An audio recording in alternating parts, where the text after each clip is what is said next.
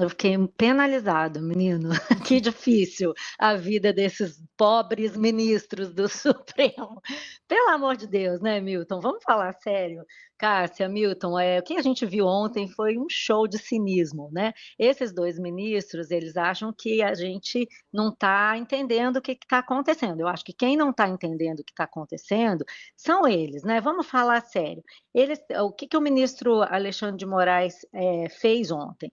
Ele aproveitou uma discussão sobre restrições aos ministros, a magistrados para dar opiniões políticas, que é alguma coisa super correta, o juiz não tem que ficar se metendo em política partidária, para mandar os recados dele e colocar as coisas no mesmo patamar. Primeiro ele diz que os ministros não podem fazer política partidária e depois diz, não, nós já somos muito cerceados, os juízes estão vocês reclamam que os juízes estão numa bolha, mas ficam criticando o Supremo.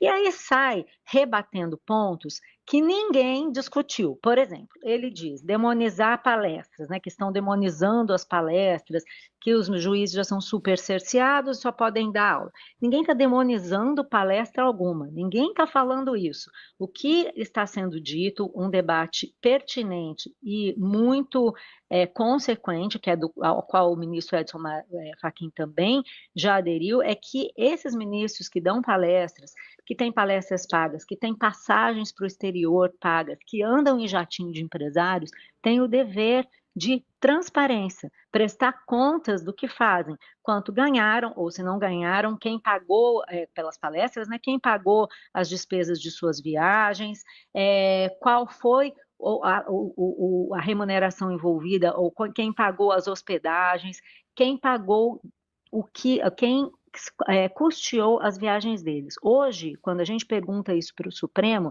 a resposta é um grande silêncio. É um desprezo pelo dever constitucional, já que o ministro Alexandre de Moraes gosta tanto de falar em Constituição, é um desprezo pelo dever constitucional de dar transparência. O ministro pode ser o ministro mais poderoso do Brasil, mas ele ainda é um servidor público. Outra coisa, o ministro Toffoli reclamou da questão dos ministros não poderem ser acionistas, mas eles podem receber dividendos, tem ministros que são fazendeiros. Tudo bem, ninguém também está discutindo isso. A questão é bem concreta. O que está se falando agora, o que está se discutindo agora é que a família dele vendeu uma parte de um resort para parentes do grupo do Vorcaro, parentes do Vorcaro, ligados ao Grupo Master, e depois, agora, ele está julgando um processo do Grupo Master. Ninguém está falando de Constituição aí, acho que é bem evidente, qualquer pessoa é capaz de entender que isso é um conflito de interesses. Quem é que vai confiar num ministro do qual a família recebeu o dinheiro da família do Vorcaro? Como é que você vai julgar alguém assim? Né? Ninguém está discutindo se o ministro pode ser fazendeiro ou não, se o ministro pode receber dividendo de empresa ou não. Ninguém está falando isso. Eles estão fazendo, eles estão tentando desviar a discussão. Outra coisa, outro exemplo disso, Alexandre de Moraes disse ontem que é desonesto falar que o Supremo permitiu julgar parentes. Não é isso o que se diz e eles sabem muito bem. O que se diz é o seguinte, que a gente conta para o nosso ouvinte, leitor aqui, e que é verdade, é que o Supremo, por 7-4, liberou os juízes de todo o país de julgar casos em que atuam escritórios onde estão os seus parentes. Então, quer dizer, se a mulher do ministro Alexandre de Moraes não estiver numa causa, mas o escritório dela estiver, ele pode julgar. Foi isso que os ministros permitiram e é isso que a gente fala.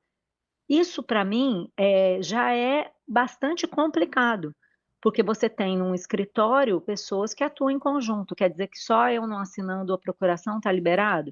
Foi isso que eles se permitiram, não é a gente que está inventando. Isso aconteceu. Agora, e por que esses ministros estão fazendo todo esse contorcionismo verbal, tergiversando, desviando o curso da discussão? Porque eles não querem responder o que está de fato em jogo. O ministro Alexandre de Moraes até agora não respondeu por que a mulher dele tem um contrato de 130 milhões de reais com o Banco Master, que rendeu a ela 3 milhões e 600 mil reais por mês. É um contrato que não tem paralelo no Brasil. E até agora, eu e a minha equipe no blog, Milton, continuamos procurando onde foi que ela prestou serviço, e a gente ainda não achou. Né? Então seria bom que o ministro, ao invés de reclamar da imprensa, de acusar todo mundo de desonestidade, seja ele mesmo honesto e explique para o Brasil que tipo de serviço a sua mulher prestou e por que ele foi procurar o presidente do Banco Central para pressionar por uma solução para os problemas do banco. O que parece, Milton, é que os ministros aprenderam com o Centrão, com o Congresso, com a atividade política e estão fazendo no Supremo a mesma coisa que o Alcolumbre e o Hugo Malta estão fazendo no Congresso. Eles fingem que não entendem o que está acontecendo, acusam a imprensa ou quem aponta os problemas ou quem faz crítica de criar narrativas, viram as costas para a sociedade e acabou. Eles se acham realmente acima do bem e do mal. E o que esse discurso mostra é que eles não estão entendendo o que está acontecendo. E dentro desse tema eu queria acrescentar aqui a informação que está publicada hoje no Estadão do levantamento que foi feito apontando que parentes de primeiro grau de 8 dos atuais 10 ministros do STF tiveram um salto na atuação nas cortes superiores após a ascensão dos familiares à cúpula do judiciário. Foram contados 1.860 processos no STF e no Superior Tribunal de Justiça com participação de parentes de ministros do STF. Só dois não tem ali. Ministros André Mendonça e Carmen Lúcia não têm familiares com processo em tramitação nas duas cortes, que vai em sintonia a outros dados que já tinham sido divulgados anteriormente, né? Exatamente, as pessoas estão vendo o que está acontecendo. Não é normal que escritórios que não tinham causa nenhuma passem a ter muitas causas, centenas de causas, depois que os seus parentes se tornam ministros e começam a atuar na Suprema Corte. Está muito claro o que está acontecendo. Então não adianta ir para uma sessão do Supremo e rir, debochar das críticas da sociedade, dizer que todo mundo é desonesto e não olhar para si próprio e não dizer que não vai prestar contas à sociedade. O ministro do Supremo ele não é eleito, realmente, ele não tem mandato, mas ele tem uma função pública. Ele tem uma obrigação de prestar contas. Não é assim que as coisas funcionam e o ministro Alexandre de Moraes sabe muito bem. O que eles estão demonstrando aí é que primeiro, eles estão dando uma demonstração de arrogância e estão dando uma demonstração de que eles vão enfrentar toda a sociedade, que eles se acham acima do bem e do mal, inclusive dos próprios colegas, né, que é o ministro Edson Fachin está dizendo, vamos fazer um código de ética, porque se a gente não fizer, algum poder externo o fará.